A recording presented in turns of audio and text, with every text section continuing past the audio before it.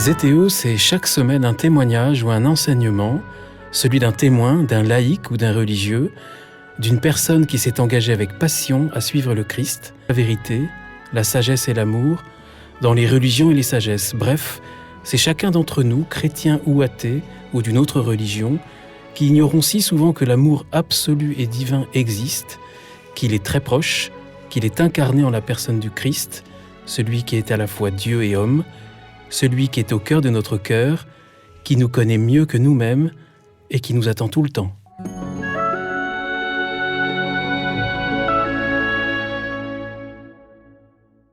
Bonjour chers auditeurs de ZTO, bienvenue pour un nouvel épisode. Je suis Guillaume Devoux. Aujourd'hui, c'est un épisode très intime que je vous invite, un épisode qui devrait toucher beaucoup d'entre nous, parce que nous sommes tous touchés, soit personnellement, soit tout près de nous, par cette difficulté à lier le monde extérieur avec notre intériorité. Pour en parler, c'est avec joie et émotion que je retrouve un homme qui est à la fois un poète et un philosophe, et qui avait déjà participé à une émission de ZTO il y a déjà 3 ans.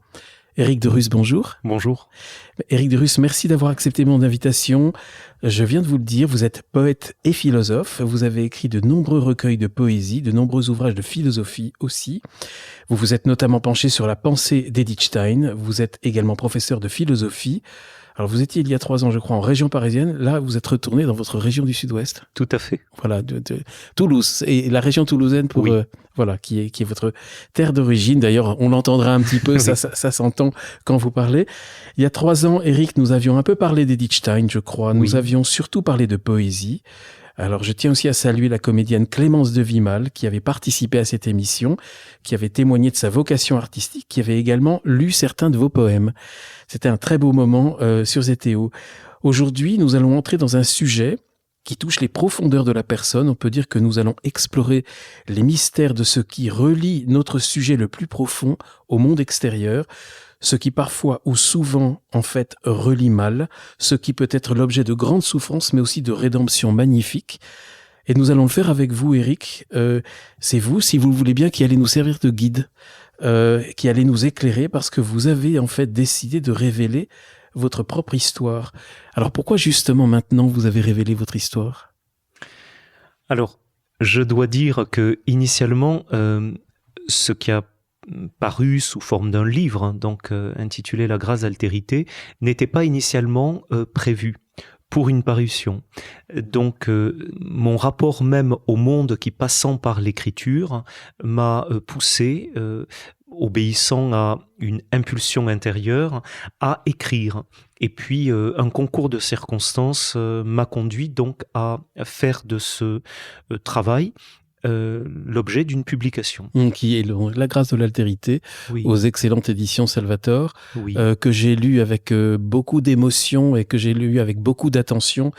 Et vous l'écrivez, alors vous, à un moment dans le livre, vous dites, Éric, que vous estimez déjà que la plus grande partie de votre existence est déjà passée. Alors pourtant vous êtes très jeune. Oui. Et c'est ça aussi qui vous a un peu fait cheminer. Et d'ailleurs, vous dites que vous êtes déjà dans une part de votre vie où vous revisitez votre enfance. Oui, car ce qui s'est passé dans le processus, c'est que, je dis la plus grande partie, puisque c'est 5 décennies qui s'étaient jusqu'alors écoulées, et je me suis trouvé concrètement dans une situation que je pourrais décrire comme étant une impasse,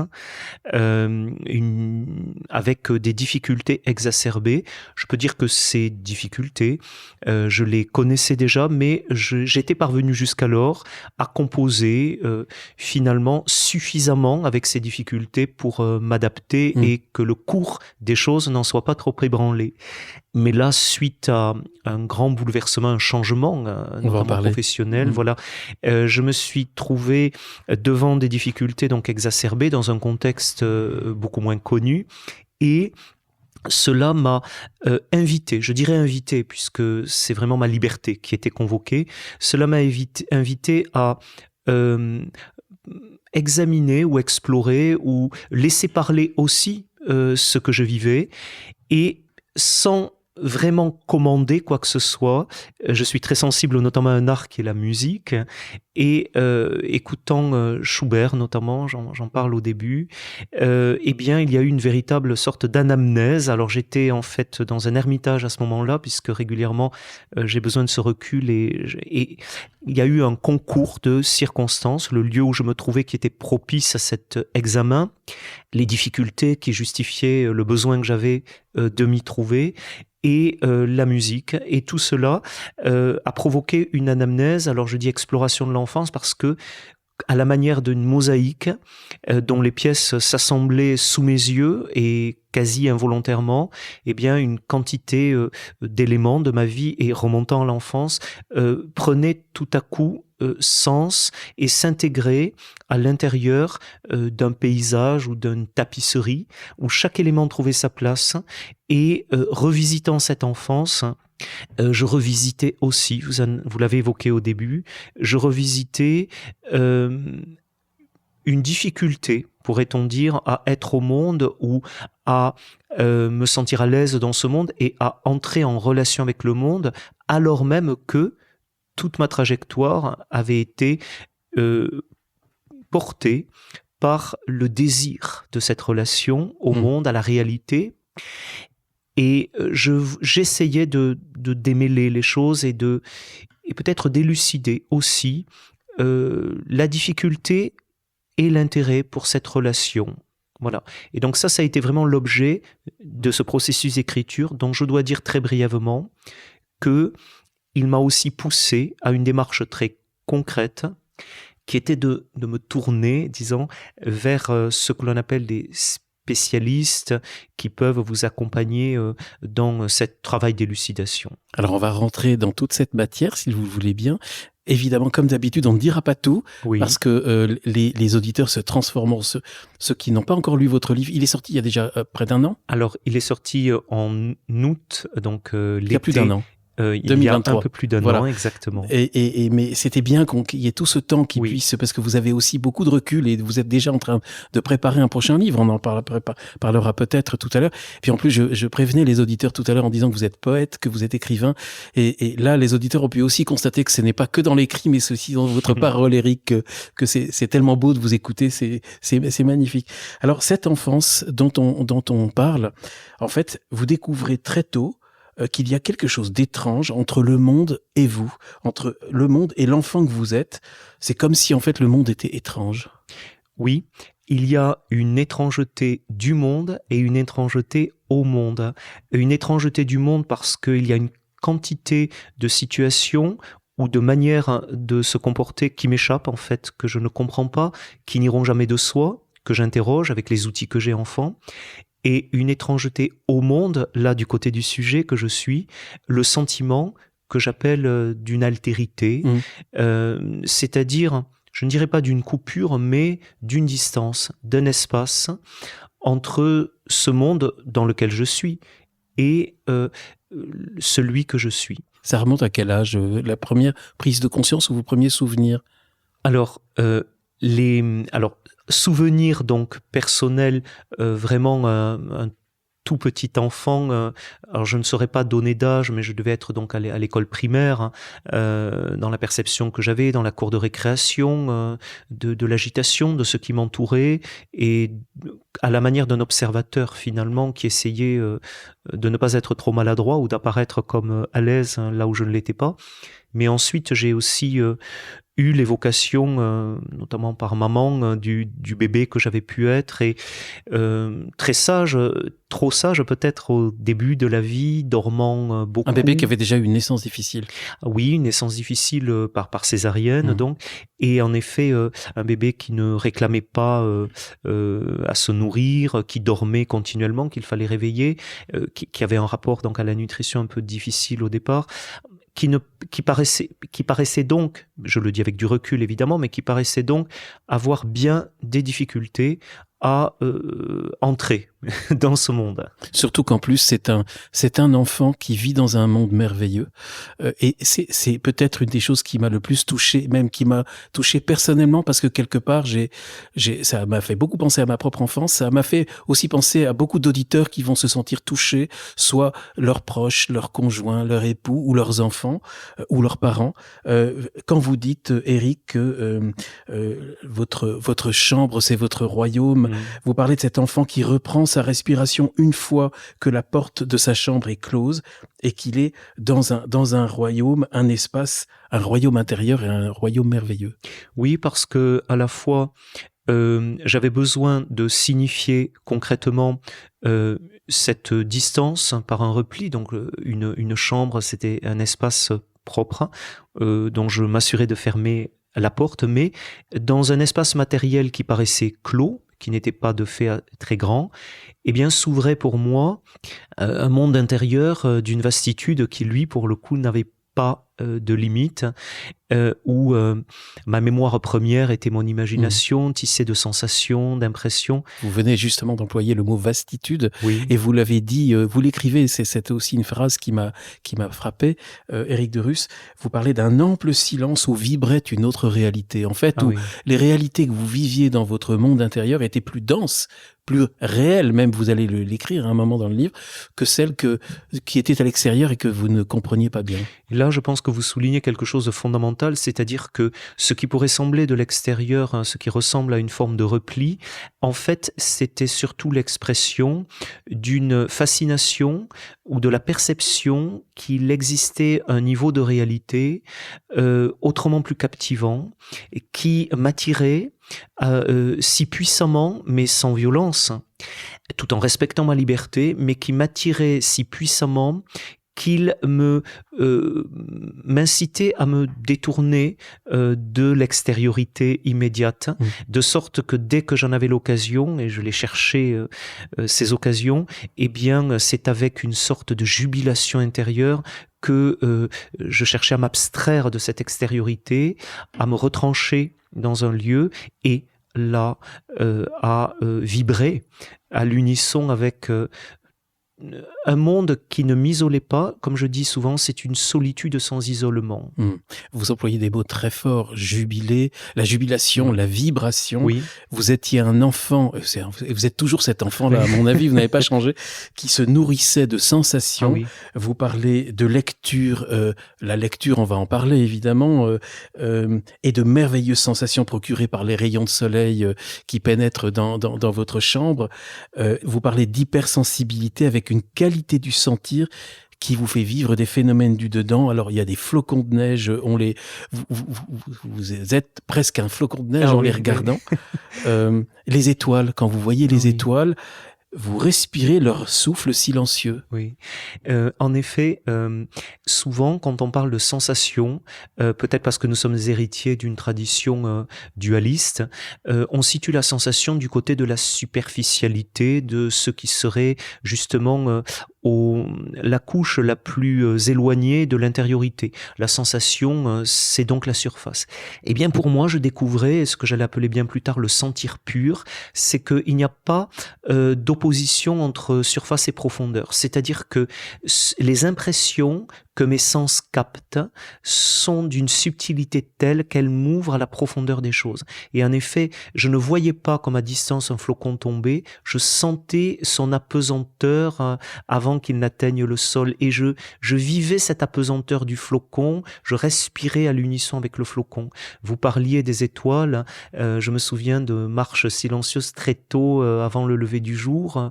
Eh bien, dans ce silence palpable, je regardais ces étoiles et c'est comme si je conversais avec elles et que je respirais à l'unisson de ces étoiles, dont d'ailleurs peut-être la lumière me parvenait alors qu'elles étaient mortes, mais pour moi elles étaient tellement vivantes. Et je dirais de la même manière, les nuages, j'ai une fascination pour les nuages parce que c'est comme ce que peint Turner, c'est à mi-chemin le nuage entre le silence infini du cosmos et les rumeurs du monde. Et j'avais une communication immédiate par mes sens, avec la profondeur vivante des choses. Vous venez d'employer le mot du cosmos, le terme cosmos, Éric, et effectivement, il y a une difficulté de percevoir ce monde extérieur dont on va reparler, ce monde immédiat en quelque sorte, ce monde qui vous paraît étrange, mais c'est pas du tout que vous êtes enfermé, au contraire, vous êtes ouvert à une immensité.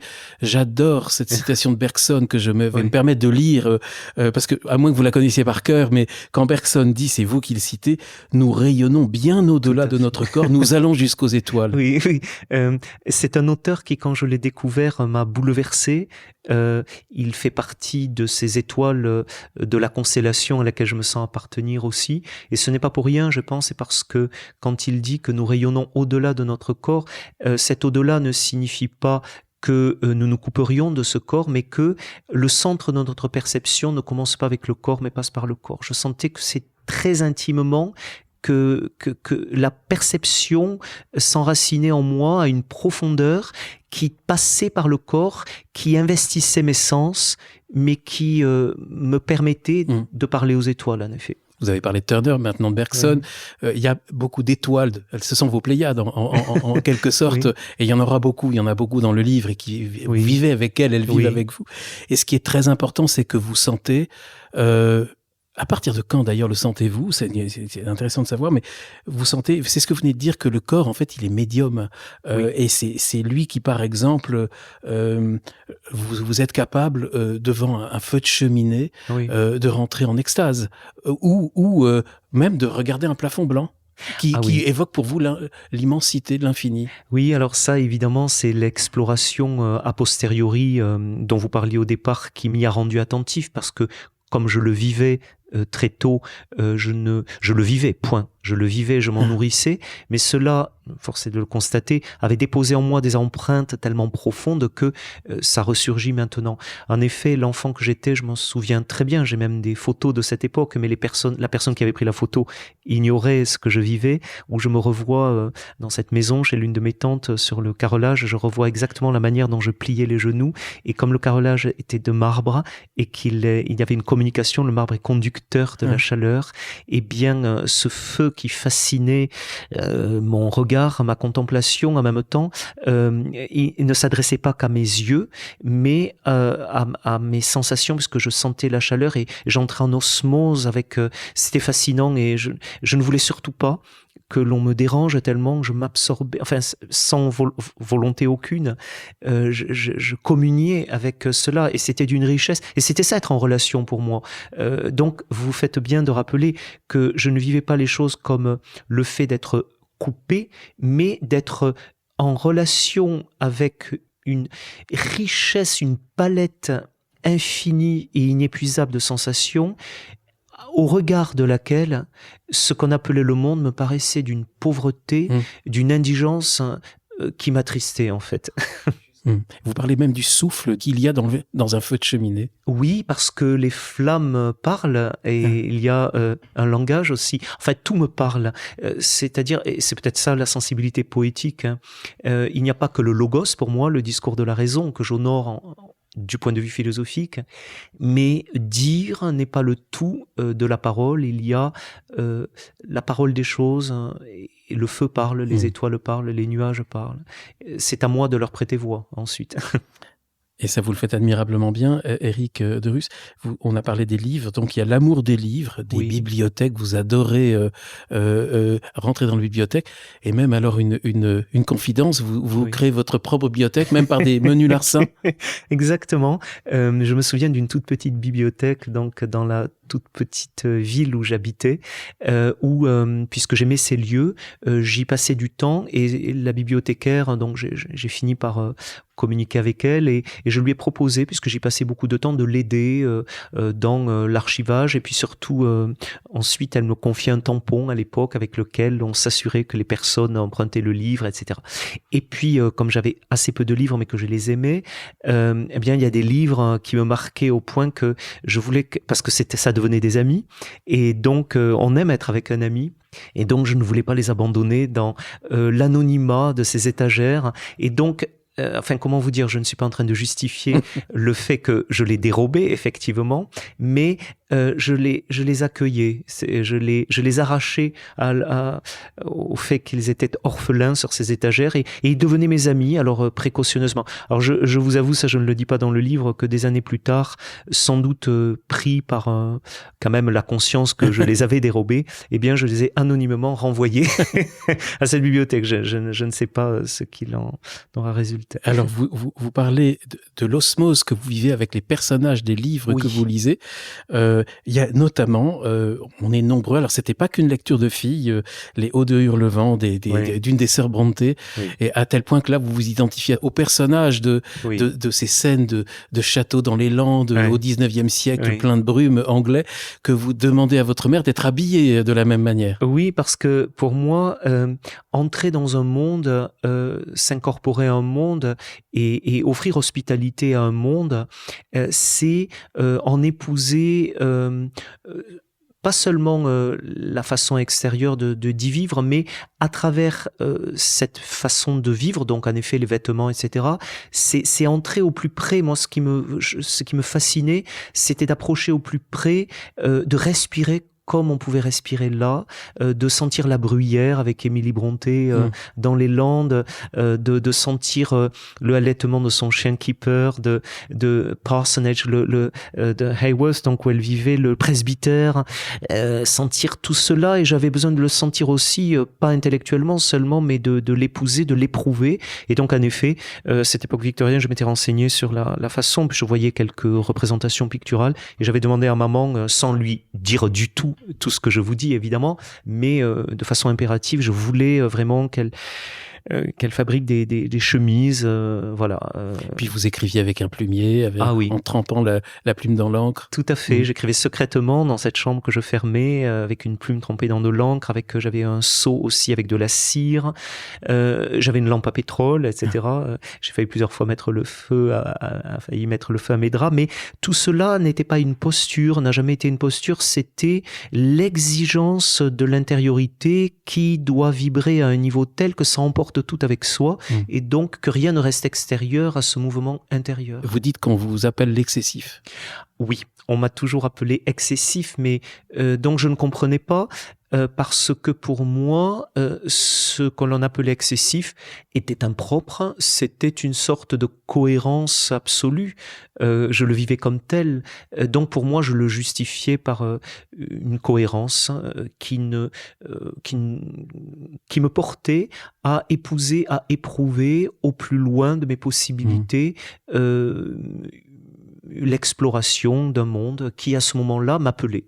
La cohérence est quelque chose d'important pour vous, et c'est aussi les nombres parce qu'il y a l'importance de la cohérence dans les nombres et les liens entre les nombres et les symboles. Vous êtes un passionné des nombres aussi. Alors, on pourrait dire, de fait, je ne suis pas du tout mathématicien, mais tout petit déjà, je comptais, par exemple, ça me frappait beaucoup. Bon, dès qu'il y a des oiseaux dans le ciel, je ne peux pas m'empêcher non seulement de les observer, mais je comptais. Et donc 3 ou 7, et encore maintenant, dès que je vois des oiseaux, tiens, je dis, il y en a 5, il y en a 7. Vous avez découvert quelque chose en comptant les oiseaux Alors, je ne sais pas, évidemment, on pourrait me dire que c'est de l'interprétation, mais de fait,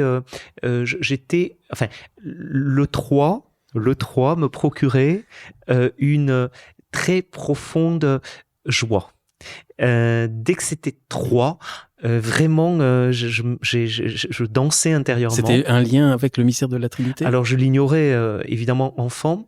Et puis, beaucoup plus tard, j'ai lu une phrase d'un japonais qui disait que, finalement, 0 était une très belle invention, penser le rien. 1, le quelque chose, 2 suit, mais le 3, rien ne nous obligeait à l'inventer, et c'est là que c'est l'expression de la créativité. J'ai trouvé ça très juste. Alors, évidemment, le fait... C'est magnifique, oui. Oui, c'est très beau. Et le fait du 3, évidemment, comme expression en nombre d'un mystère que j'allais découvrir être celui de la Trinité. Voilà, peut-être y a-t-il entre tout cela des liens. C'est vrai que la pensée aussi, telle que j'allais l'apprendre en dissertation, mais pas de façon formelle, la pensée ternaire, le plan dialectique, le dépassement par critique d'une thèse à laquelle on ne peut se tenir, j'étais ramené aux 3 et j'en éprouve toujours beaucoup de joie. Oui. Alors ne nous trompons pas, on pourrait donner l'impression qu'on dresse un tableau d'une enfance idyllique. Oui. C'est pas le cas, Non. parce qu'il y a un monde extérieur, il y a des proches, il y a une famille, des gens que vous ne comprenez pas, mais qui ne vous comprennent pas non plus.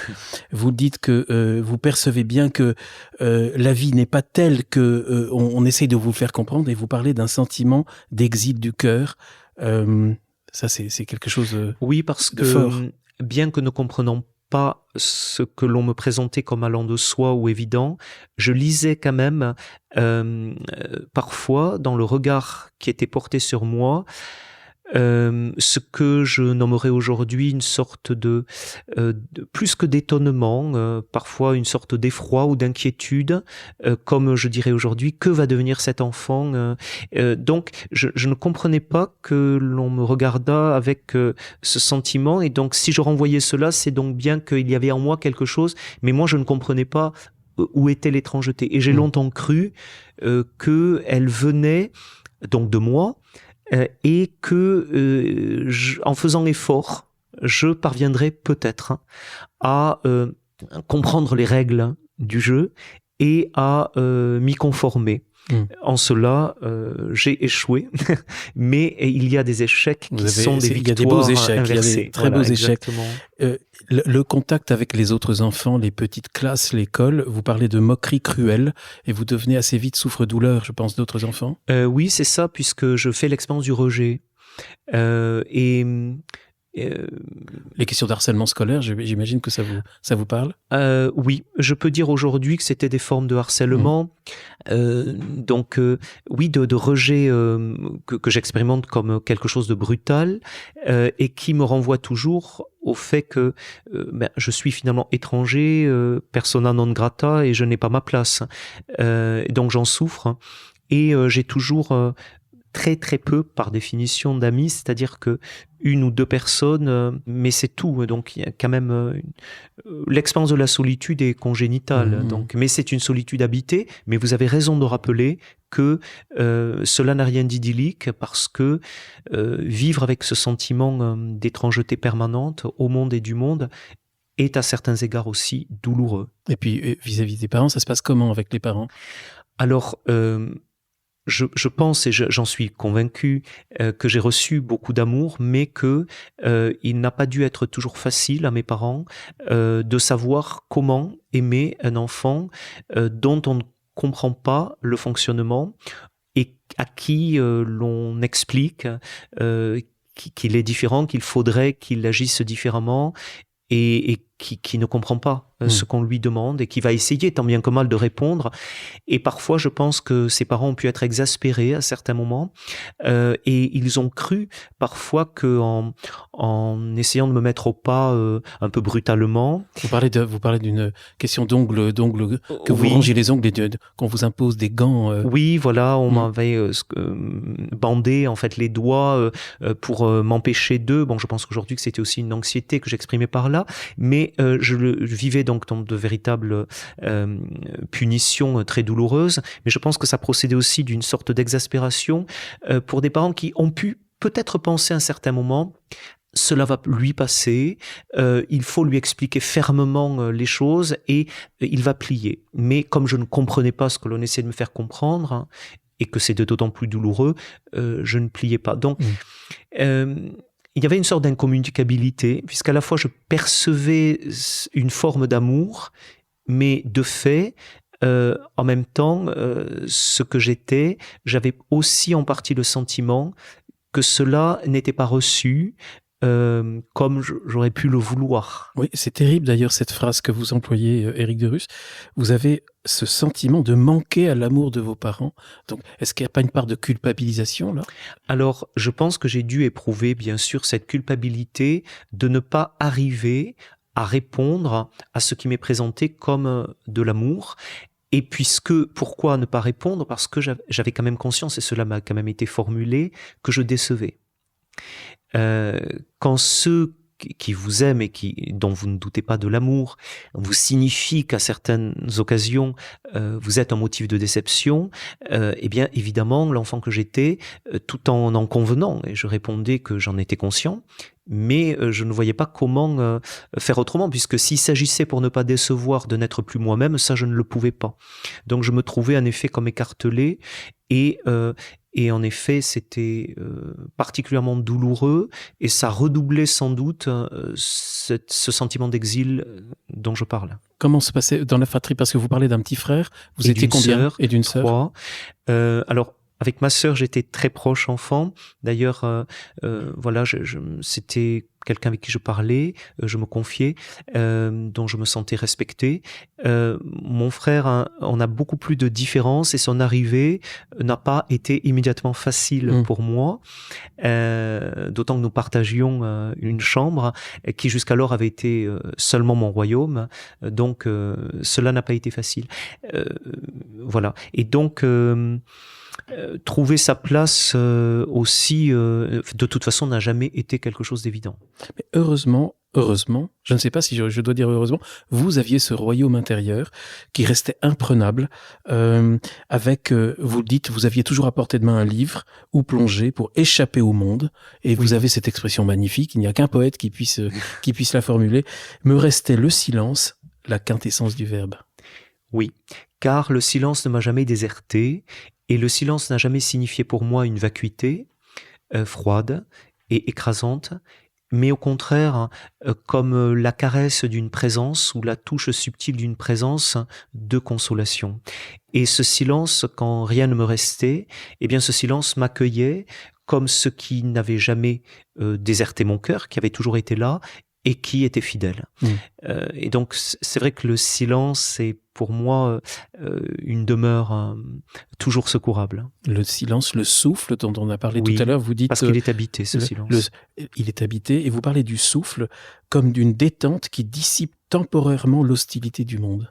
Oui, parce que le souffle, c'est la vie, et cette vie plus grande que la mienne, plus ample que la mienne, mais qui m'habite, eh bien, quand j'entre en syntonie avec elle, dans ce silence, alors elle circule en moi et dénoue toutes les tensions induites par cette confrontation parfois douloureuse avec le monde. Alors vous développez par rapport à ce monde étrange, vous le dites, un sens très aigu de l'observation. Oui. Donc là, vous observez. Oui, parce que une observation, comme l'indique le terme d'ailleurs, active, c'est-à-dire que tout d'abord, les choses m'émerveillent facilement, m'étonnent et m'interpellent et me nourrissent, et donc j'étais toujours à la fois étonné, et donc cela me donnait à penser, à réfléchir, mais également c'était peut-être une manière pour moi d'apprendre ce langage pour arriver à le maîtriser suffisamment pour malgré tout échapper au repli. Car une chose est sûre, c'est que en dépit de la douleur du sentiment de la distance entre le monde et moi, je n'ai jamais confondu le mutisme et le silence, ni l'isolement et la solitude. Le mutisme, disait une mystique, c'est le cadavre du silence. De la même manière, l'isolement, c'est l'absence de relation. Moi, ma solitude et mon silence se doublaient d'une expérience que j'étais en relation avec les phénomènes, peut-être pas avec le monde, mais avec beaucoup de choses, et que je voulais essayer de comprendre ce monde pour ne pas rester à la marge et malgré tout le rejoindre. Alors c'est justement toute cette tension et toute votre vie c'est peut-être ce qui a débouché sur cette situation dont vous parliez au début. Il y a toute votre vie est sous cette tension de quelque part apprivoiser ce monde extérieur qui vous parle. Apprendre une langue étrangère. Apprendre une langue étrangère. Et donc vous développez des rituels un peu en tout, justement pour pouvoir vous apprivoiser ce monde extérieur et créer des ponts avec lui. Exactement, parce que dans une réalité aussi instable, muable, mouvante, changeante, imprévisible pour moi, eh bien, il fallait que j'assure une continuité, une stabilité. Et comment l'assurer sinon en prenant l'initiative de ce qu'on appellerait des rituels, c'est-à-dire très tôt, mais ce n'était pas conscient, je le faisais. Je notais, par exemple, j'avais toujours un petit carnet ou un papier au moins sur moi, où je notais toute heure par heure ou créneau par créneau tout ce qui allait structurer ma journée, du lever, 10 minutes après la toilette, 10 minutes après la gymnastique, le petit déjeuner, la composition des repas, mes menus, ce que j'allais faire, hein, les personnes que j'allais voir.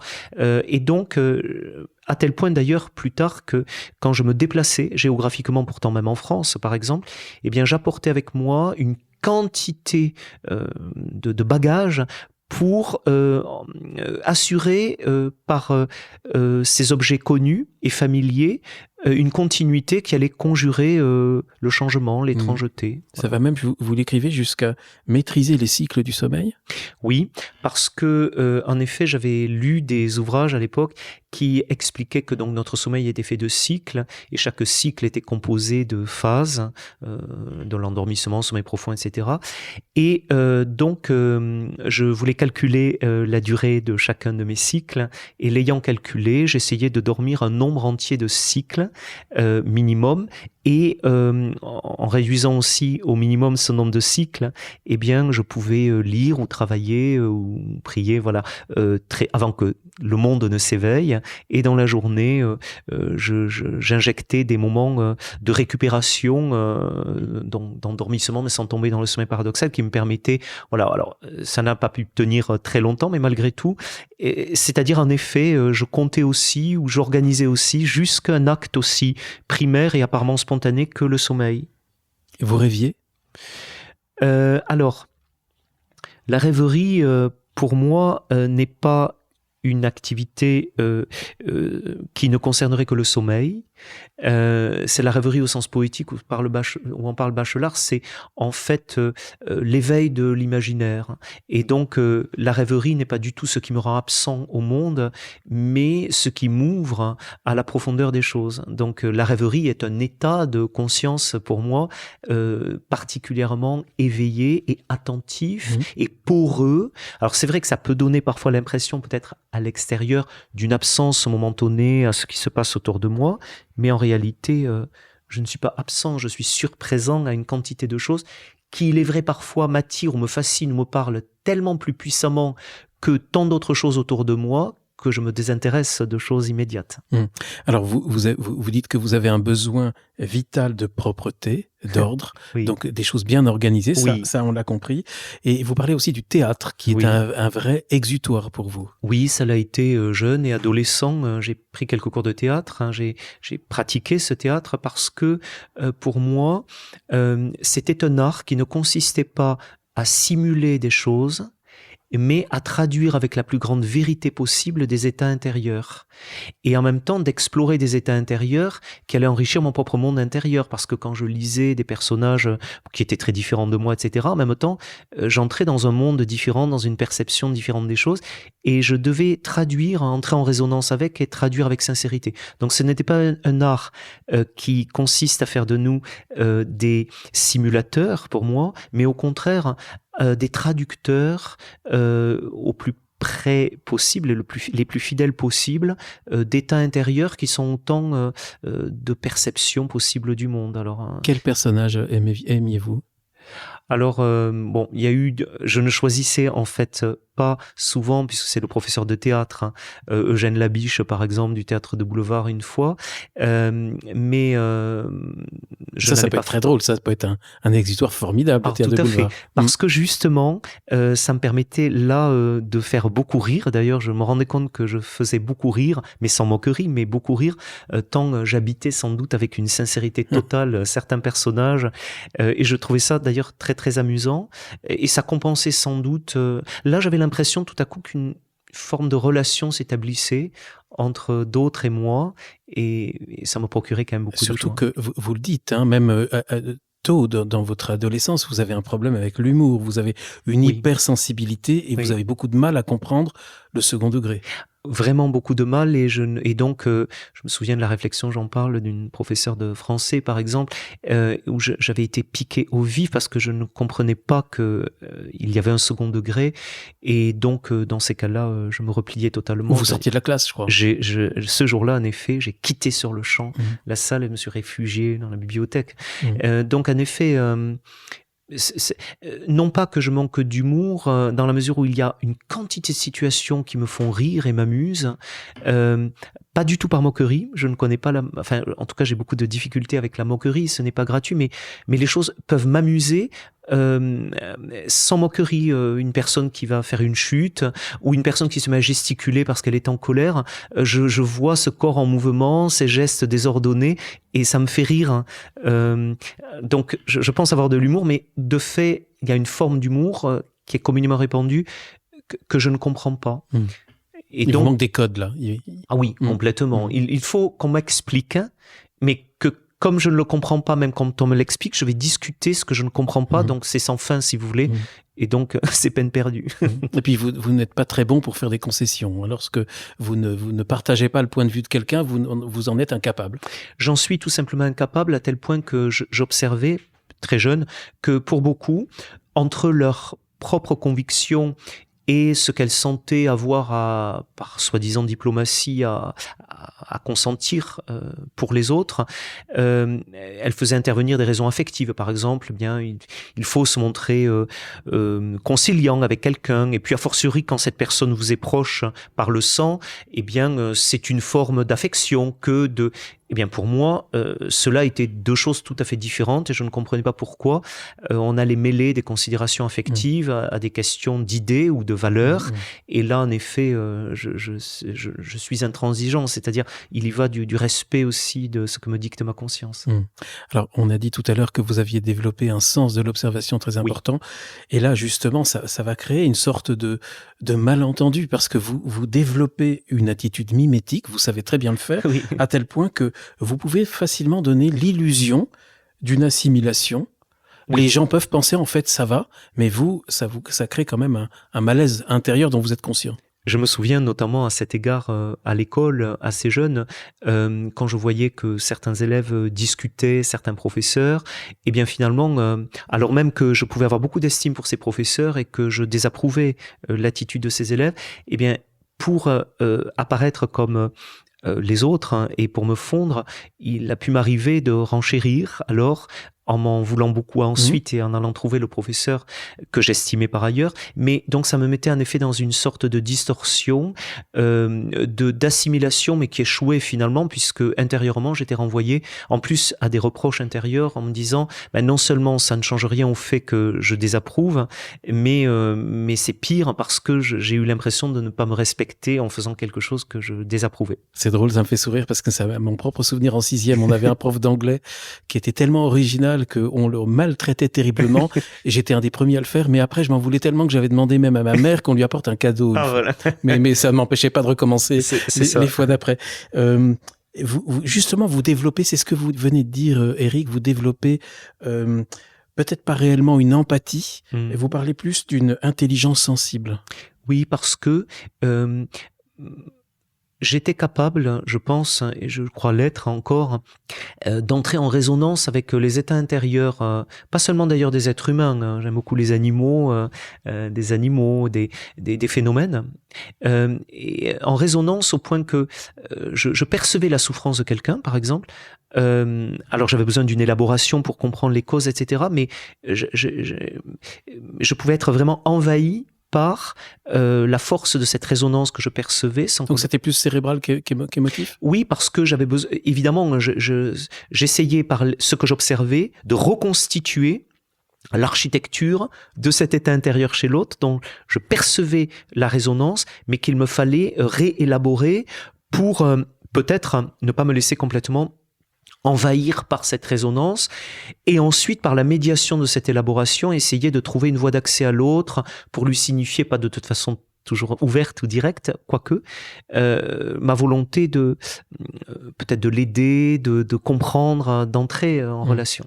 Mais ça marchait bien d'ailleurs, parce que vous aviez du mal dans les cours d'école et vous aviez même plutôt tendance à vous rapprocher des adultes et à vous entendre mieux avec eux, dont les profs, j'imagine. Les professeurs et puis même parfois des amis de mes parents ou des adultes tout simplement que nous rencontrions, plutôt que les enfants de ces mêmes adultes, enfants avec lesquels mon frère et ma sœur pouvaient par ailleurs jouer, et qui ne m'intéressaient que pour autant qu'ils me permettaient de parler à leurs parents. Ce qui d'ailleurs pour certains de ces amis de mon âge était offensant, parce qu'ils avaient l'impression finalement de n'avoir été qu'une médiation temporaire pour que finalement j'accède jusqu'à leurs parents avec lesquels je nouais des conversations intéressantes. Alors, Éric Derus, vous parlez de centres d'intérêt. Moi, j'ai plutôt l'impression que ce sont des passions. Oui, c'est exactement. Carrément des passions. Vous parlez, vous dites qu'elles vous possèdent corps et âme, et vous parlez même d'un état de vibrativité extrême. Oui. Je connaissais pas le mot vibrativité, mais enfin, on le comprend. Il n'est pas de moi, il est de Rachel Bespalov. D'accord. Et j'avais aimé, alors, sortir du contexte, mais ce terme, à cause du souffle, à cause de la vibration, à cause de l'expérience interne, je l'ai repris. Et donc, le principal centre d'intérêt, c'est l'écriture. Oui. Vraiment, parce que l'écriture, comme je l'explique, m'a permis très tôt d'habiter ce que j'appelle un entre-monde. C'est-à-dire que entre le monde et moi, il y avait cet espace. Alors, soit cet espace allait devenir un abîme qui aurait pu m'engloutir, m'enfermer dans un repli, un mutisme. Eh bien, j'ai essayé d'en faire un espace, un pont de relation, de communication entre ces mondes, mon monde intérieur et le monde extérieur. Et très tôt, j'ai été fasciné par la figure de l'écrivain, par l'acte d'écrire. J'avais vu les cataphiles du Dr Marsh, j'ai été fasciné par justement... Vous aviez des lectures plutôt pour les filles, alors les Sœurs Brontë, les Dr Marsh. Oui, alors pour moi justement, Émilie Brontë, j'aimais beaucoup moins Charlotte, mais Émilie, il y a quelque chose de très viril justement chez elle. On s'est demandé d'ailleurs plus tard comment elle avait pu écrire quelque chose aussi dur que Léo de Hurlevent, avec Heathcliff, quand même, il y a une violence des sentiments. Mais il est vrai que les filles du Dr Marsh, mais justement ce qui m'intéressait, c'était le personnage Jo Marsh, donc qui était comme un garçon, si vous voulez.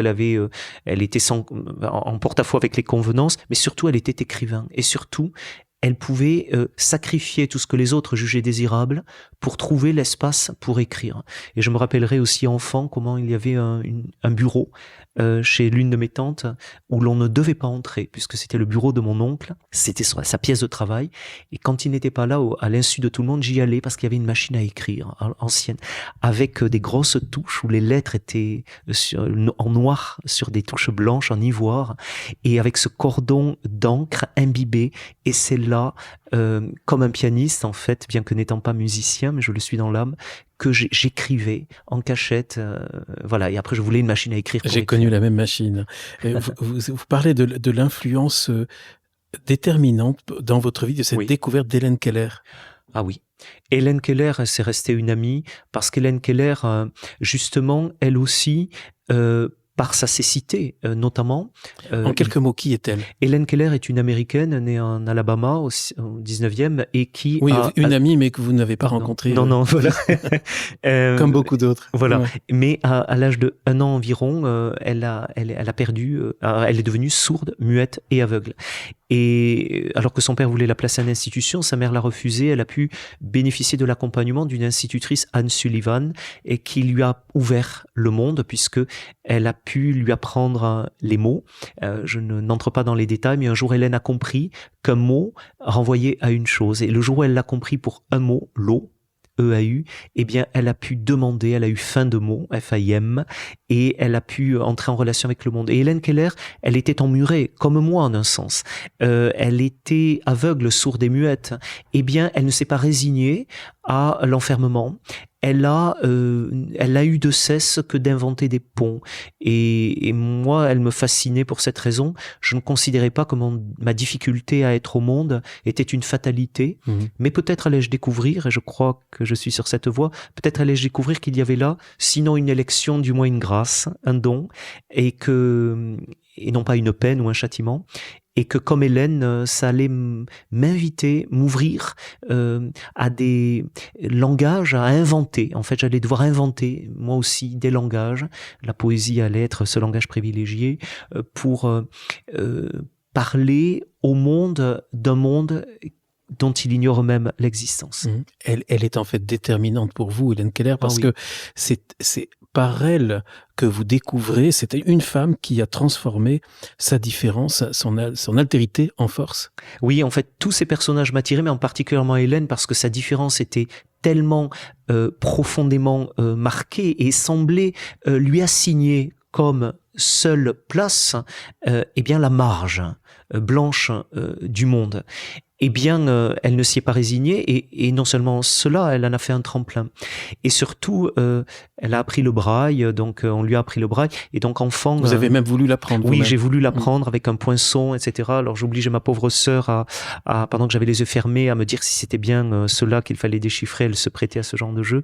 Oui, en effet. Et d'ailleurs, j'ai même désiré être aveugle un temps pour mieux... C'était toujours le même procédé. Quand vous aimez les choses, c'est pas à moitié. Exactement. Si on ne donne rien de soi aux choses que l'on dit aimer, il me semble que ce n'est pas une forme d'amour. L'amour, alors c'est un moment très important dans votre vie, je ne sais pas à quel âge, mais c'est en quelque sorte la rencontre avec Dieu, tout d'un coup, c'est cette expérience que vous faites d'un amour qui n'est pas de ce monde. Exactement, et je dirais aujourd'hui avec du recul que c'est l'expérience de la prière ou de l'oraison, de la prière intérieure. C'est ce moment où dans ma chambre, je prenais l'habitude de me recueillir, on dirait aujourd'hui, de fermer les yeux, et j'avais l'impression de passer d'un espace extérieur et de plonger tout de suite, sans frontières, dans une immensité, une profondeur immense intérieure, où je faisais l'expérience d'être habité par une présence qui méritait toute mon adoration, et je savais que cet amour, je ne le créais pas parce qu'il dépassait tout ce que je pouvais imaginer. C'était l'amour même. C'était une présence qui n'était que l'amour et qui était rayonnante et pure et lumineuse et que j'aimais retrouver, mais qui était toujours là en fait. Elle m'attendait toujours. Et vous parlez de l'expérience d'un autre et de cette altérité, vous dites radicale, transcendante, qui rejoint la mienne. Vous avez même un très beau poème qui est retranscrit je crois que c'est à la page 68, j'avais noté, qui est magnifique. C'est votre poème. J'invite les lecteurs à le découvrir. Oui, c'est-à-dire le tout autre, c'est-à-dire c'est un amour qui ne ressemble à rien de ce que l'on appelle amour, donc qui est sans commune mesure avec tout autre amour et sans doute tout autre amour s'y réfère sans le savoir. Donc là, je faisais l'expérience qu'il y avait une qualité d'amour qui ne ressemble pas à ce que l'on appelle de l'amour, et donc qui est transcendant, mais en même temps immanent, proche et intime, qui m'habitait. Alors bien sûr, beaucoup plus tard, quand je lirai Augustin ou Thérèse d'Avila, ça allait être une révélation éblouissante, puisque c'était cela dont il parlait. Donc je fais cette expérience en effet, et là, je réalise que l'altérité, ce que j'appelle aujourd'hui l'altérité qui est la mienne, m'a peut-être permis d'être rejoint par une altérité radicale. Peut-être était-ce ce don que dans sa prescience, cette altérité m'avait fait pour me préparer à être rejoint par cela seul qui pouvait à ce point me rejoindre, à savoir une altérité radicale. Et c'est même une bascule pour vous dans votre vie, Éric, parce que et vous y ressentez, vous y entendez un appel, cet appel d'aller vers le monde, ce monde qui est toujours étrange, qui sera toujours en quelque sorte étrange pour vous. Vous dites, je dois le prendre dans mon cœur comme l'amour m'a pris dans le sien. Eh bien oui, parce que si vous voulez, si je l'avais créé moi-même, j'aurais fait sans doute de cette expérience la justification illusoire que je devais me couper du monde. Tiens, il existe une présence tellement radicale que elle m'absorbe en elle et je me coupe. Et bien précisément, l'expérience que je faisais, c'est que cette présence radicalement autre se risquait à me rencontrer, m'embrasser, et donc était infiniment proche. Et là, il y avait comme une coïncidence de l'infiniment loin et de l'infiniment proche. Et donc là, c'est comme si en effet je percevais l'appel qu'à mon tour, ceux qui semblaient m'être très éloignés, eh bien je devais m'en rendre proche au nom et par et dans cette présence. Vous dites la présence me propulse vers le monde. Oui, à tel point que, à ce moment-là, de façon impérieuse, je me dis, je veux tout donner à cette présence. Donc, je pense, selon les formes que l'on me présentait à l'époque, vocation religieuse. Ce devait être la vie religieuse. Et en l'occurrence, chez les missionnaires de la charité de Mère Teresa, puisque là, il y avait une sorte de proximité radicale à l'autre dans son visage d'affliction. D'ailleurs, il y a un beau passage dans le livre sur une expérience comme celle-ci. Les auditeurs se transforment en lecteurs parce qu'on n'a pas le temps, évidemment, de voir toutes les pages du livre, mais il y a cette formule absolument magnifique à ce passage-là sur lequel nous venons de parler, dans cette découverte de Dieu.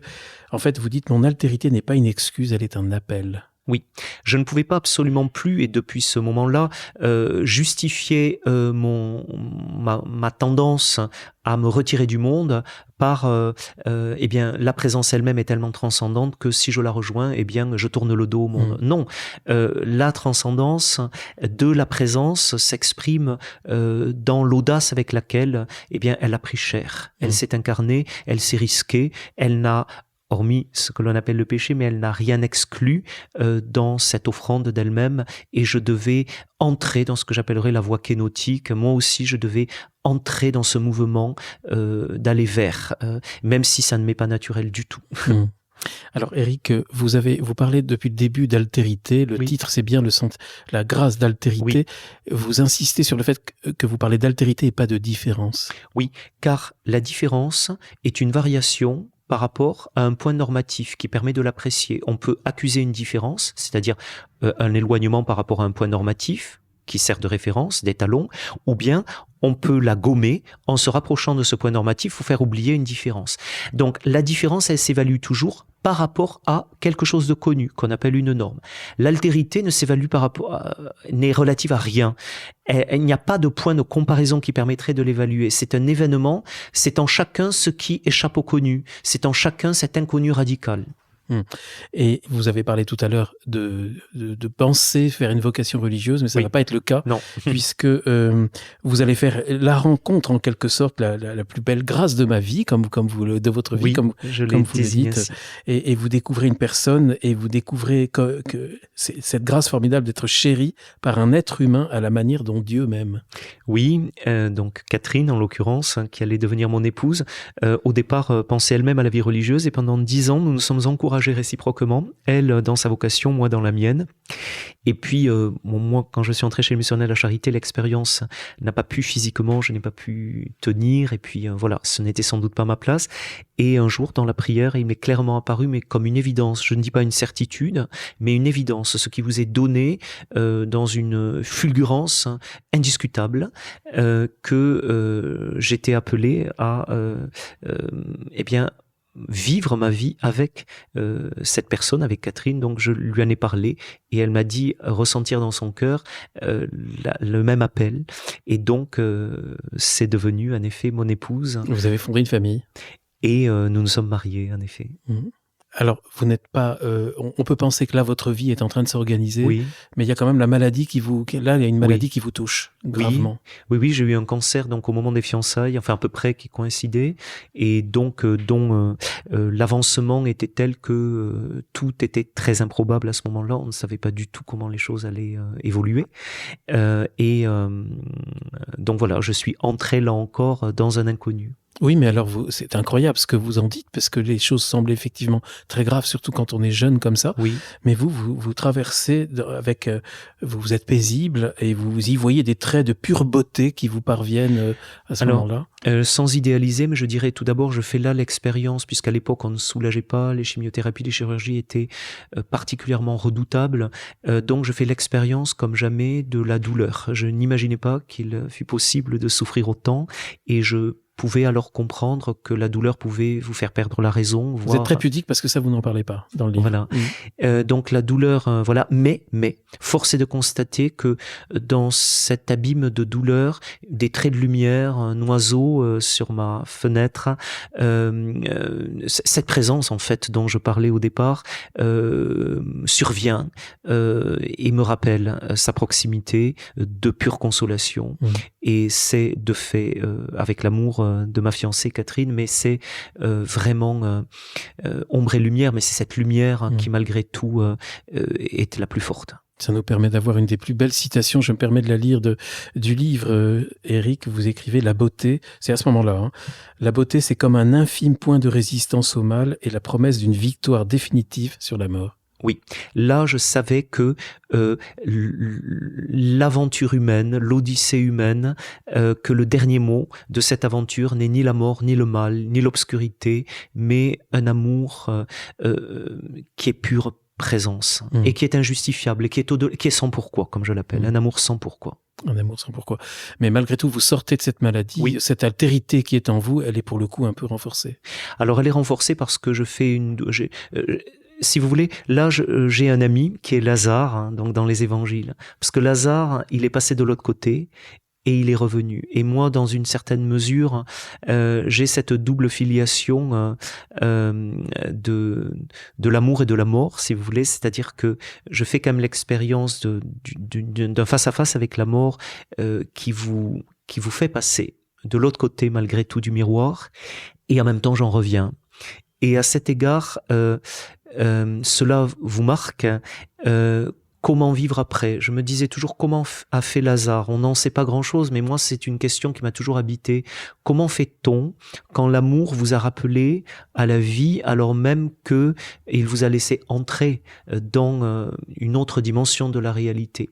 Comment fait-on pour prendre au sérieux tout ce que l'on vous présente comme étant la seule et le tout de la réalité, alors que vous savez que ce n'est pas le cas? Comment apprendre la langue d'un monde dont vous savez qu'elle n'est pas la seule, ni peut-être même la plus essentielle? Donc, tout allait devoir commencer pour moi, et le difficile était là. Mais alors, là, vous avez guéri, oui. Il y a plusieurs décennies ont passé. Aujourd'hui, est-ce que ça vous a permis d'avoir un autre regard sur la mort, sur votre propre mort?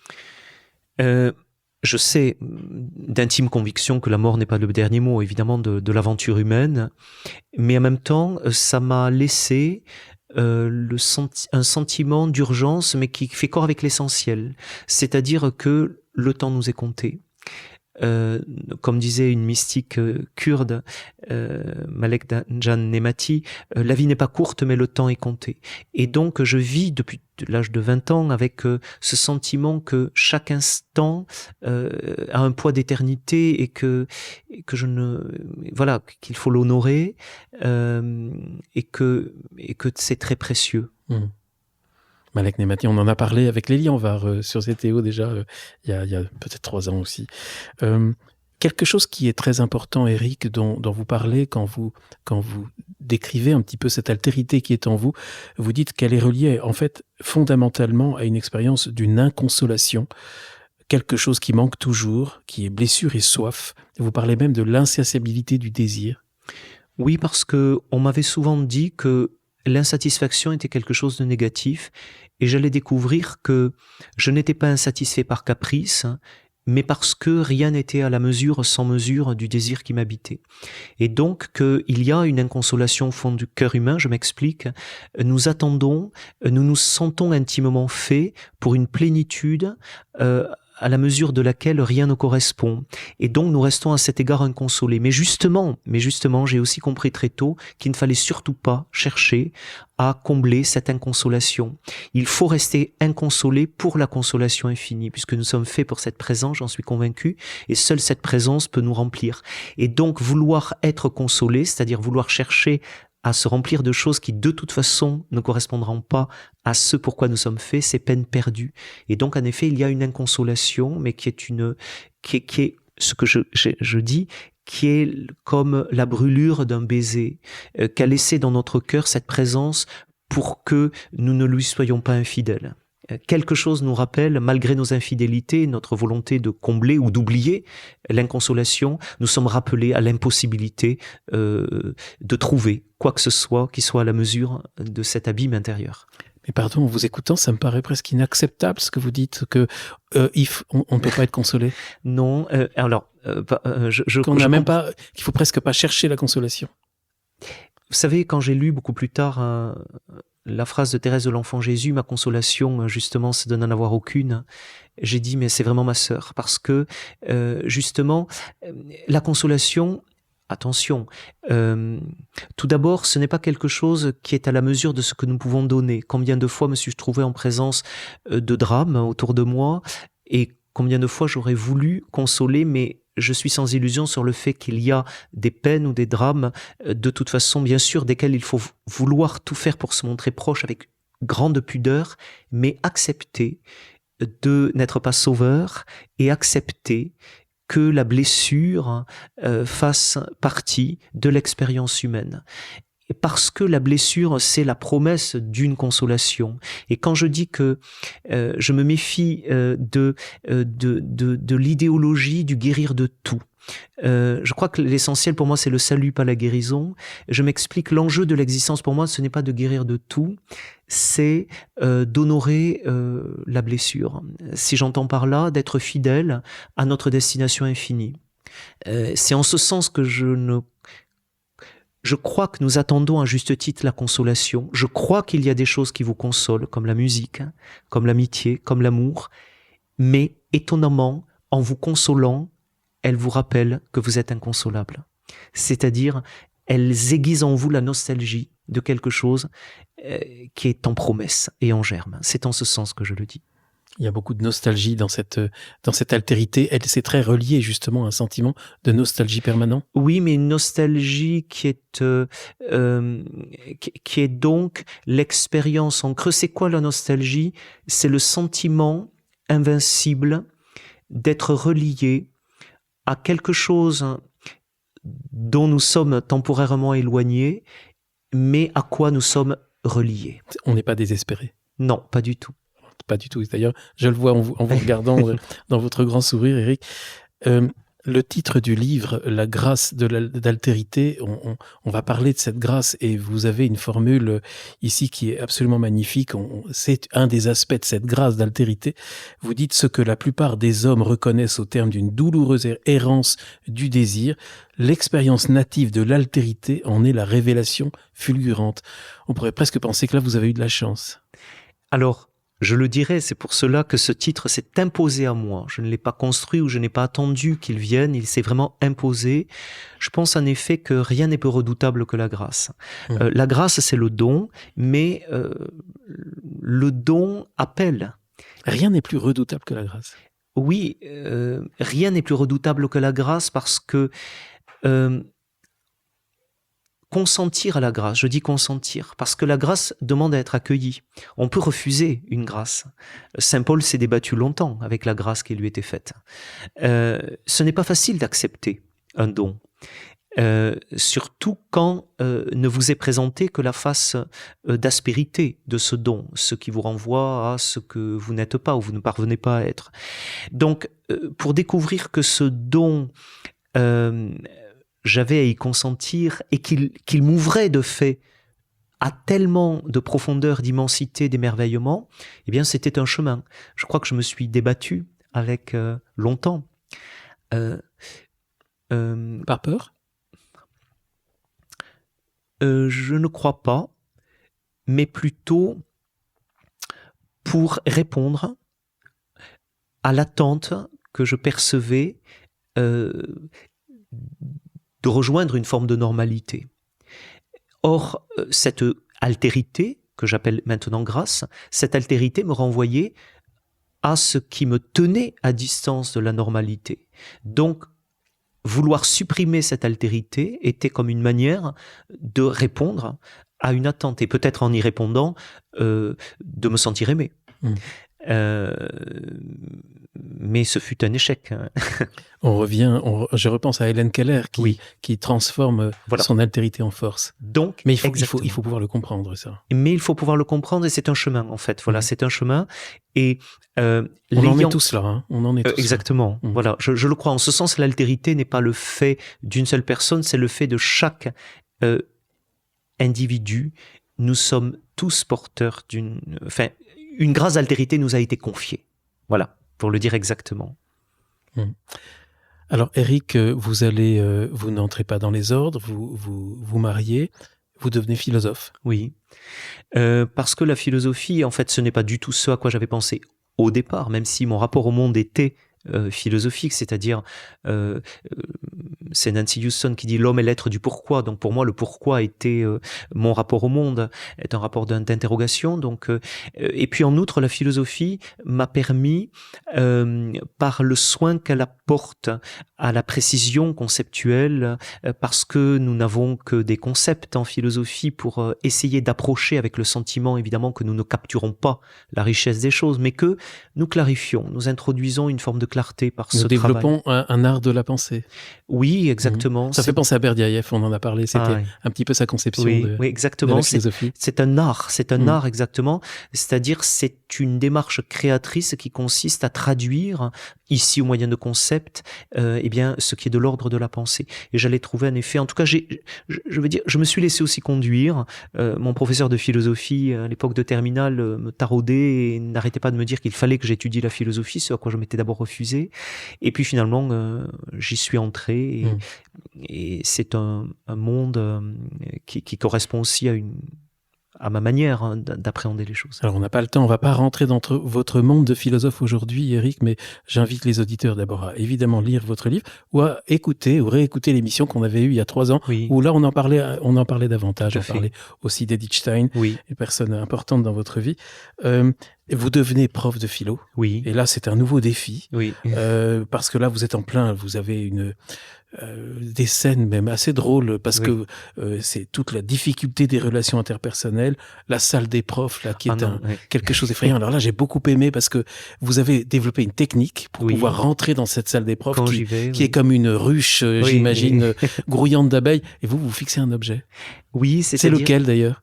Alors ça peut être une table en l'occurrence, mais de préférence, mais là je ne peux pas le faire en salle des professeurs parce qu'il faudrait que je le laisse, mais j'aime beaucoup des pierres ou la pomme de pin, ou quand j'ai un objet familier que j'aime particulièrement parce que je le trouve harmonieux ou beau, la présence d'un objet connu dans un lieu qui pourrait me sembler hostile parce que mouvant me rassure. Et là en effet je cherche du connu et je m'agrippe par le regard et j'essaie de frayer chemin.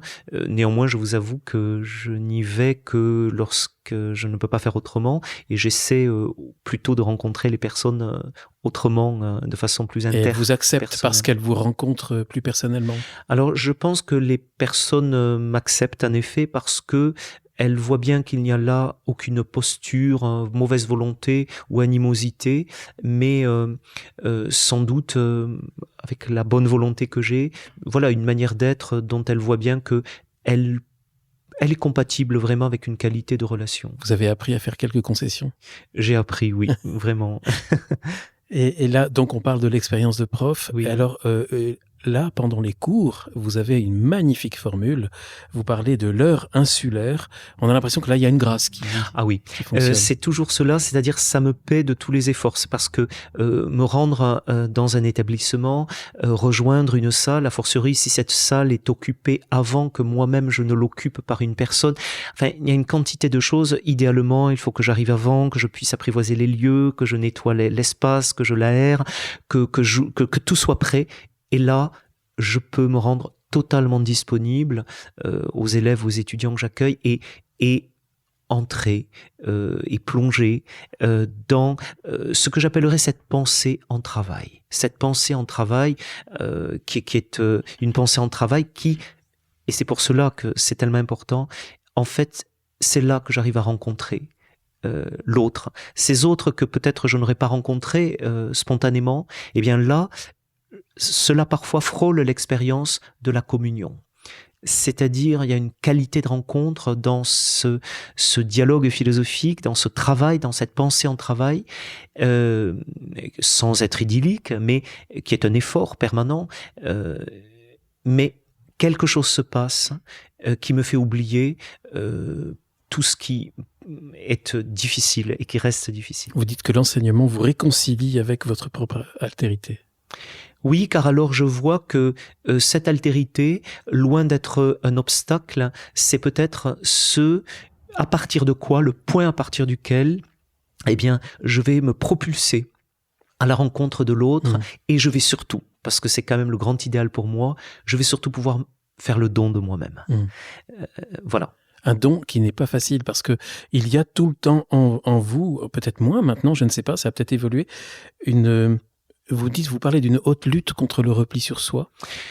Je peux le dire très simplement, je pense que ça reste une difficulté et que je dois lutter. Mais ça, c'est aussi peut-être une modalité de mon offrande, je l'accepte. Disons, je ne veux plus m'en sentir coupable aujourd'hui. Je suis sans complaisance à mon égard, parce que je ne veux pas l'alimenter avec complaisance, mais force est de constater que il y a cette tentation permanente. Même tout de suite quand on se parle ?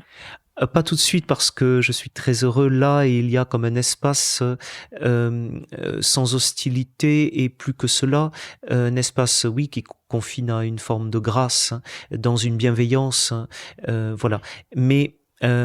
Mais sinon, dès que les choses sont trop difficiles, dès que la surcharge sensorielle est trop importante, dès que l'incompréhension ou le caractère inintelligible des choses m'assaille trop, c'est toujours la tendance à trouver un lieu où je peux fermer la porte, m'enfermer, ne plus parler, ne plus répondre au téléphone, que l'on m'oublie et que j'oublie les choses. Et de fait, il faut que je contre quand même cette inclination. Enfin, il faut... mais on la comprend quand vous dites que vous avez parfois quand même le sentiment d'avancer comme un funambule, suspendu au-dessus de l'abîme. Oui, tout à fait. Funambule, vous savez, il y a plusieurs années, j'avais regardé, écouté une danseuse, j'aime beaucoup la danse classique, parce que c'est l'art par excellence de l'écriture de la vie, de mouvement dans l'espace, à travers le corps, donc c'est un art très incarné. Et Olga Smirnova, une grande danseuse russe, disait qu'elle avait dansé une fois sur une scène inclinée à l'extérieur où elle ne devait pas laisser voir, mais parce qu'elle était prima ballerina, qu'elle glissait et l'adhérence au sol. Et immédiatement, je me suis dit, mais en fait, moi je suis toujours sur une surface inclinée. Ma déambulation en ce monde se fait sur cette surface inclinée et où je sais qu'à chaque fois, du fait de la maladresse, du fait de... je peux glisser. Et donc je dois tenir en équilibre ou trouver mon équilibre sur un plan qui n'est pas justement qui est incliné. Tout cela vous demande quand même un effort énorme. Ça, on parle de tension, une vie dans la tension. C'est ça qui vous a mené il y a quelques années, Eric, à vivre un moment peut-être de nouvelles difficultés. Et c'est ce dont on parlait au début du livre. Vous dites, je m'étais chargé d'un fardeau trop lourd à porter. Le rêve de s'enfuir était devenu à ce moment-là plus fort, peut-être. Je ne pouvais plus faire face aux requêtes du quotidien et surtout une requête d'un quotidien qui devenait très mouvant puisqu'il y a eu des changements précipités et donc là les stratégies que j'avais déployées au prix en effet de l'énergie que vous décrivez, eh bien j'étais dans une situation de grande fragilité physique aussi qui a fait que je n'avais plus l'énergie de faire face. Et alors là, vous avez une formule absolument magnifique. Vous écrivez qu'à ce moment-là, vous dites « Le monde exige des preuves, tandis que la vie ne demande rien, elle est un don. » Oui, car c'était toujours la même chose. On me demandait encore une fois de faire des efforts, de prendre sur moi, et alors que je ne faisais que ça depuis toujours. Mais là, eh bien, comme dit Karen Blixen, que j'aime beaucoup, elle dit que la victoire se trouve aussi dans la reddition, dans le fait de se rendre, la reddition absolue. Et là, j'étais en état de reddition. Là, j'ai déposé les armes et là, j'ai dit bien non. Je me rends parce que la vie ne me demande pas de preuves. Là où tout le monde me demande de faire mes preuves, je ne cessais de les faire depuis toujours. Et donc là, je n'ai pas répondu à l'injonction. Mais au contraire, c'est le moment, vous le dites, d'une totale remise de soi entre les mains du plus grand amour. C'est d'ouvrir son cœur et d'offrir. Exactement. Dans une sorte de simplicité, d'allègement ou de consentement. Et ce qui n'est pas la résignation. Car le consentement, c'est peut-être la fine pointe d'une liberté qui se déploie en forme d'offrande. Pour en arriver là, est-ce qu'il faut quand même être contraint ? Je vous avoue qu'en tout cas, j'étais au pied du mur. Alors je ne dirais pas... Donc vous l'étiez contraint. En un sens, je me demande même si je peux dire que j'avais le choix. En tout cas, le choix s'imposait en toute liberté, paradoxalement, comme le fait de la déposition. Alors, c'est à ce moment-là, Eric, que vous découvrez qu'il y a une nouvelle dimension, vous allez traverser cette épreuve. Et là, on rentre encore plus dans des beautés encore plus profondes, et vous citez, moi j'aime beaucoup le citer, c'est trop rare, Oscar Wilde, et lorsque vous dites que lui, il avait le sentiment d'entrer en harmonie avec le grand cœur blessé et brisé du monde, vous sentez la même chose. Exactement. Et d'ailleurs, vous dites, enfant, j'entendais battre au cœur du monde une douleur que j'aurais voulu consoler. Vous allez devenir consolateur. Je ne sais pas, c'est mon rêve d'enfant. Si vous le devenez, parce que votre livre va consoler beaucoup de lecteurs. Je vous remercie, mais toujours, je ne me suis jamais résigné à la douleur du monde et j'aurais voulu en effet, comme dira plus tard Étienne Soum, que j'allais découvrir tellement d'années plus tard, j'aimerais être un baume versé sur tant de plaies. Et Emily Dickinson, que j'aime aussi tellement, qui est une sœur aussi, que vous citez, qui est dans le voilà, livre, dit que si elle savait n'avoir pu consoler qu'un seul cœur, elle n'aurait pas vécu en vain. C'est magnifique. Je la cite et je crois que j'espère ne pas vivre en vain. Voilà, je pense toujours à cet mystère d'inconsolation et au désir que j'aurais d'être un baume versé. Je ne dis même pas de consoler, puisque je l'ai dit. Si. Mais ouais, je peux le dire. en tout cas, de signifier qu'il y a un apaisement possible. Là, on cite des grands noms, j'en suis très heureux. Emily Dickinson, Étienne Soum, évidemment, on en parle tellement souvent sur ZTO. Et Oscar Wilde, ça peut paraître étrange, mais c'est un très très grand homme. Et que j'aimerais faire beaucoup plus connaître sur des ondes même chrétiennes. Oui. Et vous dites, Éric, à ce moment-là, vous découvrez aussi que votre altérité, vous n'allez pas en souffrir moins, mais que vous allez peut-être pouvoir en souffrir autrement. Exactement. C'est-à-dire que la douleur ne m'enferme pas, mais que comme je le dis ailleurs, une vie pleine n'est pas une vie sans douleur, sans souffrance, mais une vie pleine de sens. Et ma vie l'est, je pense, mais je n'ai pas l'illusion d'en finir avec justement ces difficultés ou cette douleur. Je ne crois même pas d'ailleurs que ce soit l'enjeu de l'existence. Je ne pense pas que le summum du désirable soit une existence en apesanteur, sans douleur, sans incarnation, sans densité, mais une existence qui fait sens et qui nous permet d'avancer, puisque c'est le sens qui est chemin. Alors vous dites aussi quelque chose qui me paraît très important, c'est que là, vous allez changer peut-être votre perception de ce monde si étrange. Vous dites, le monde n'est pas une menace, ou n'est plus une menace, mais reste une énigme.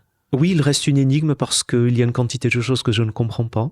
Il y a une quantité de choses qui me sont douloureuses, pénibles, difficiles, mais j'essaie de ne plus me raidir à l'égard de ce qui peut me blesser. Je l'accueille comme cela est, point, sans jugement, et j'essaie de poursuivre le chemin. Alors vous avez une phrase qui me paraît déterminante, qui est charnière, à mon avis pour moi et pour beaucoup de personnes qui vont l'entendre. Vous dites qu'une autre lecture du monde en fait est possible, oui, et qu'il faut oser faire face à l'étrange. Ah oui. Et ça, Rilke m'a beaucoup aidé. Le seul courage, dit Rilke, c'est de faire face à l'étrange, au merveilleux. C'est-à-dire, ce que l'on appelle l'étrangeté, c'est l'aveu, formulé ou pas, mais c'est l'aveu que la réalité n'est pas maîtrisable et qu'elle nous dépasse. Et consentir à cette étrangeté, en fait, m'a ouvert à l'inconnu, à ce qui restera toujours un inconnu, une énigme, et donc m'invite à être lecteur, au sens le plus actif et noble du terme, lecteur, déchiffreur de l'énigme du monde. Et j'aime beaucoup Turing et son déchiffrement de la machine Enigma, qui a décrypté justement une quantité de messages cryptés, et grâce à quoi on pense que la guerre a pu se terminer plus tôt, la Deuxième Guerre. Et donc, oui, je suis un cryptologue, moi aussi. Oui, c'est une énigme. Je ne prétends pas épuiser le mystère des choses. Et d'ailleurs, je ne veux surtout pas l'épuiser, il m'enchante. Et puis, à la limite, tant mieux, parce que on parle de cette difficulté que vous avez avec ce monde si étrange, mais oui, en fait, le monde, il est étrange. Tout à fait. Quelle que soit l'altérité que l'on ait et le rapport avec le monde que l'on a, il suffit de regarder les informations, les nouvelles de ces hommes qui veulent s'entretuer, c'est totalement anormal. Exactement, c'est illogique. On met de la normalité là où il n'y en a pas du tout. Tout à fait. Et à ce sujet, enfant, je me disais, mais comment des êtres qui se savent si fugaces la brièveté de l'existence, pourquoi passe-t-on cette brièveté à se dévouer à ce qui semble n'en valoir pas la peine, se faire la guerre, s'entretuer, le pouvoir, etc. Donc, en effet, c'est étrange. Alors, on a parlé de l'importance on a peu parlé de la poésie. Vous en parlez d'ailleurs assez peu dans ce livre, de la poésie, plus peut-être de philosophie. Oui, et quoique je dis que j'ai un rapport poétique au monde, en fait, c'est plutôt, en effet, vous avez raison, je ne parle pas tant de la poésie que comme genre, que d'un rapport poétique au monde. On a parlé de l'importance de la philosophie, du rapport avec la pensée, de l'art de penser. Et alors, il y a aussi ce contact avec la nature. On en a parlé d'ailleurs tout à l'heure. Et vous dites qu'avec elle, je cesse d'aller vers le monde à la force du poignet. Il y a quelque chose qui est beaucoup plus jouissif, là. Ah oui, parce que, en fait, ce sont les formes vivantes qui viennent à moi. Et vraiment, c'est ce qui se passe dans la nature. En fait, je n'ai plus à me demander comment je vais élaborer des stratégies ou un moyen pour entrer en relation. En fait, je suis rencontré. Et les formes vivantes, les feuilles, le flocon, les oiseaux, tout me parle et tout m'appelle après tes voix. C'est un autre langage, mais et puis bien sûr, je ne nie pas, il y a aussi dans la nature de l'ombre, de la douleur, mais il y a tellement d'harmonie, de beauté, de subtilité, que je suis en état de gratitude, vraiment. J'aimerais creuser ces sujets-là, mais j'ai pas regardé l'heure, je sais pas depuis combien de temps on a commencé, je promets aux auditeurs, je ne sais pas, mais j'ai l'impression qu'on est déjà un peu long, on va aller un peu vite, mais on n'a pas complètement fini, si vous êtes d'accord, parce que vous parlez d'une langue poétique primitive de la création qui parle à l'âme comme le fait un souvenir, vous parlez de mémoire originaire de l'âme humaine, des paysages, des formes archaïques, un réservoir de symboles, on a parlé des symboles, on n'a pas le temps, je suis désolé, parce que j'aime beaucoup aussi lorsque vous avez parlé de symboles et de poésie.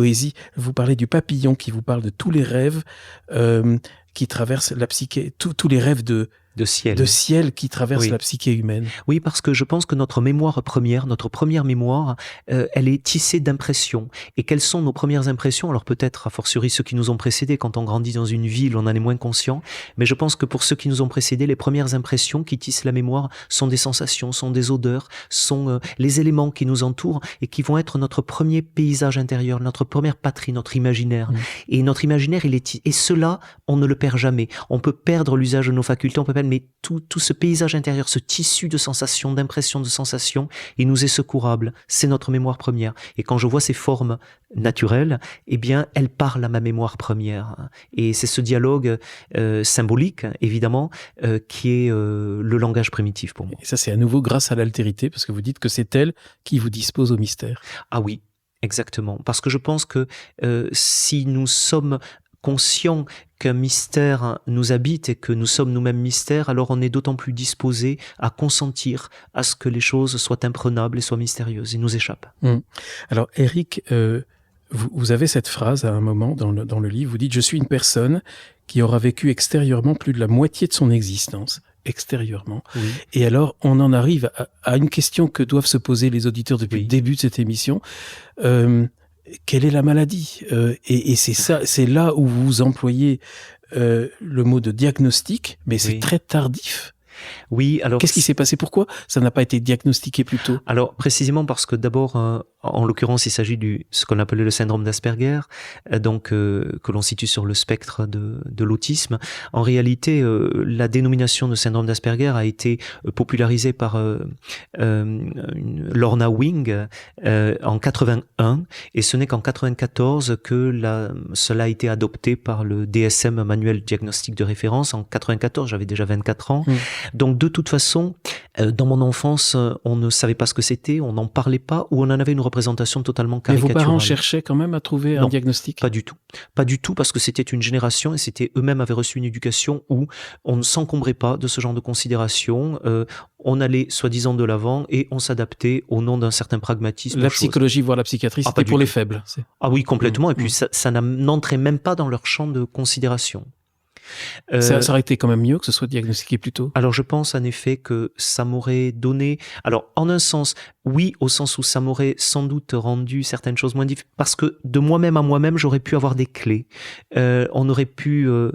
m'expliquer, à supposer évidemment que les personnes ne tirent pas du côté pathologique immédiatement, mais m'expliquent que c'était une différence neurodéveloppementale et que ce n'était pas une pathologie ni une maladie, c'est un développement neurodéveloppemental différent, on est ainsi. C'est l'objet du livre à venir. Tout à fait.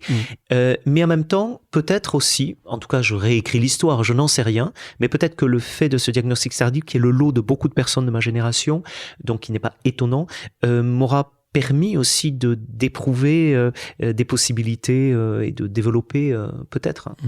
Mais vous dites aussi que le fait de découvrir, d'avoir ce diagnostic Asperger, c'est un immense soulagement, c'est une libération pour vous. Oui, parce que tout à coup, je ne me sentais plus tenu de justifier mon existence. C'était en 2022. C'était après qu'on soit vu alors. Oui, bien sûr, oui, c'était après. Et quand j'ai reçu ce diagnostic au terme d'un bilan psychologique, précis, eh bien, ça a été, j'ai compris que finalement, les choses, je n'étais pas fautif de quoi que ce soit, il n'y avait pas de mauvaise volonté, il y avait simplement un développement neurodéveloppemental qui se traduisait par une manière de traiter l'information et donc sensorielle, intellectuelle, tout, différentes, qui éclairaient finalement les difficultés que j'avais eues, sachant que, je le répète, justement, il ne s'agit pas d'une maladie, mais d'un fonctionnement neurocognitif différent. Et j'ignorais tout de ça. J'ai employé le mot maladie alors. Oui, voilà, puisque ce n'est pas une maladie, c'est un développement neurodéveloppemental différent, donc c'est constitutif. Et bien évidemment, j'ai pris des plis du fait que j'ai dû m'en sortir comme j'ai pu, qui se sont traduits par certaines difficultés de fait, mais voilà. On arrive au terme de cette émission. Il y a encore d'autres sujets dont j'aimerais bien parler, mais il y a en tout début de ce livre, et c'est vraiment pour moi l'illustration de tout ce qu'on vient de dire et tout ce que vous tentez de nous dire vous réussissez à nous dire avec beaucoup de talent et de profondeur, Éric. C'est cette citation de Rilke dont vous parlez tout à l'heure. Toutes les choses terrifiantes ne sont peut-être que des choses sans secours qui attendent que nous les secourions. Oui, car je pense que cette grâce, donc cette altérité dont je réalise qu'elle est une grâce, finalement c'est à la manière de ce dragon, semble-t-il, mais qui est une princesse enchaînée. C'est-à-dire que je parle du conte du crapaud de Grimm. C'est un prince qui est transformé en crapaud, mais il attend simplement, il faut qu'une princesse l'aime. Et en fait, si je consens à aimer ce avec quoi je me suis si longtemps battu, alors il y a une métamorphose qui s'opère, et alors eh bien cela m'apparaît comme une grâce, puisque c'est une grâce, mais je ne le savais pas. Voilà. Cette enfance, il y a une belle enfance que vous avez vécue, il y a des choses belles. Tout à fait. Est-ce qu'il y avait des anges? Alors, en effet... Grand sourire?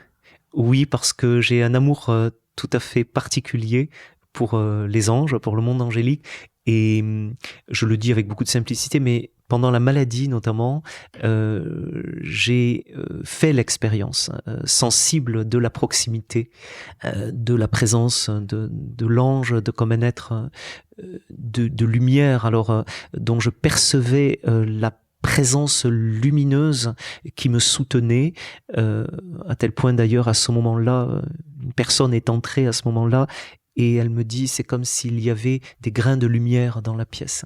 Et ça, je n'oublierai jamais. L'ange, pour moi, oui, c'est cette réalité si proche, si aidante, si lumineuse, si aimante. Alors, je suis étonné que vous en parliez, puisque je ne crois pas en parler dans le livre, non. mais oui, ils ont été là, sans doute, depuis toujours. Et d'ailleurs, tout petit, j'aimais tellement les anges que j'aurais voulu être un ange. Mais attention, sans angélisme, puisque je suis heureux d'être un être humain, qui jamais ne sera un ange, mais le frère de l'ange, le frère jumeau de l'ange, comme l'est le poète. Mais les anges sont vraiment nos frères, en un sens. Nos frères. Alors, ce livre qui parle d'altérité, est-ce que l'ange est autre, ou est-ce qu'il est une partie de nous, une partie différente? Il est différent, puisque nous ne sommes pas un ange et l'ange n'est pas nous, mais il est étonnamment à la manière de Cymbeline, cette pièce, le symbole, ces deux pièces qui, en s'ajustant l'une l'autre, font une réalité qui trouve son harmonie. Je pense qu'il est notre complément. Quoi, Cymbeline? Oui, c'est le symbole, cette pièce qu'échangeaient dans le monde antique deux personnes qui se séparaient, qu'ils brisaient et qu'ils allaient, en se retrouvant, renouer. Je pense que oui, c'est un appel à retrouver justement cette relation avec ce qui est autre et tellement proche, et avec quoi nous pouvons faire vraiment communauté. Enfin, il y a une expérience vraiment là. Nous ne sommes pas un ange, l'ange n'est pas nous, mais nous sommes faits pour le rencontrer et il aspire à nous rencontrer. Ça, j'en suis convaincu. Oui. Magnifique passage sur l'ange. Pour terminer cette émission, et je suis désolé, je présente mes excuses pour la longueur de cette émission. Je ne sais pas combien de temps elle a duré, mais j'ai pas trop longtemps parce que c'est vraiment passionnant de vous écouter. Une dernière pensée, Éric, aux parents je suis désolé d'avoir employé, vraiment j'en suis contrit d'avoir employé le mot maladie tout à l'heure. Non, moi je suis heureux que vous l'ayez employé parce que c'est souvent par méconnaissance que mais on ces l'entend. Parents qui se doutent qu'il y a quelque chose et qui parfois même reculent derrière la prise de conscience qu'il y a une différence ou une altérité et peut-être pas une maladie en fait. Qu'est-ce que vous voudriez leur dire? Bien, moi déjà je leur dirais de renouveler leur regard, c'est-à-dire que de surtout ne pas présenter les choses sous l'angle d'une normalité écrasante au regard de laquelle l'enfant ne serait pas accordé, à l'égard de laquelle il ne serait pas accordé. C'est-à-dire toujours l'amour et toujours ce regard. L'être qui nous est confié, un enfant pour ses parents, ça doit rester une merveille. C'est un être de toute façon qui est porteur d'une altérité, visible ou invisible. Et évidemment, à partir du moment où cela peut générer un certain nombre de situations difficiles et un cumul de difficultés qui conduit vraiment à un mal-être possible, je pense qu'on a les moyens aujourd'hui d'aller vers des personnes compétentes, et il faut que ce soit des personnes compétentes et formées pour être accompagnées. Et à cet égard, un diagnostic présenté non pas comme l'enfermement dans une étiquette pathologique, mais comme l'expression, le nom, mais qui est au-delà d'un nom, d'une réalité, ça peut vraiment être une condition, je pense, et aujourd'hui on a les moyens pour que cela puisse advenir plutôt que cela ne le fut pour moi ou les personnes de ma génération. Parce que dans votre cas, on parle d'Asperger, mais on parle beaucoup d'autisme et on en parle avec peur. C'est pour ça d'ailleurs que le mot maladie est souvent employé. Et il y a aussi des tabous avec... et je ne vous cache pas que... Et des dénis. Comme le disait une femme de lettres française, dont le fils Petit Paul, Minh Tran Nguyen, l'écrivain, a une forme d'autisme sévère. Il faut dire que sur ce spectre très étendu, le syndrome d'Asperger ne représente qu'à l'extrémité du spectre qu'en fait assez peu. C'est un autisme dit léger, mais beaucoup d'autres formes d'autisme s'accompagnent de déficiences parfois qu'il ne faut pas minimiser et qui peuvent nous permettre de comprendre que prononcer ce mot s'apparente aussi à une crainte parfois justifiée ou en tout cas à des situations aussi très douloureuses et compliquées. En tout cas, il y a plein d'espérance. Plein d'espérance. Pense. On finit cette émission sur un passage un peu plus grave, mais quand même plein d'espérance. Je tiens à vous remercier, Éric, de tout cœur. C'est moi qui vous remercie vraiment pour la qualité de votre accueil. Et donc, La grâce de l'altérité aux éditions Salvator. Et puis l'année prochaine, un prochain livre. On aura sans doute l'occasion d'en reparler. Je vous remercie. Merci, Éric Durus. Merci, chers auditeurs. À bientôt pour un prochain épisode.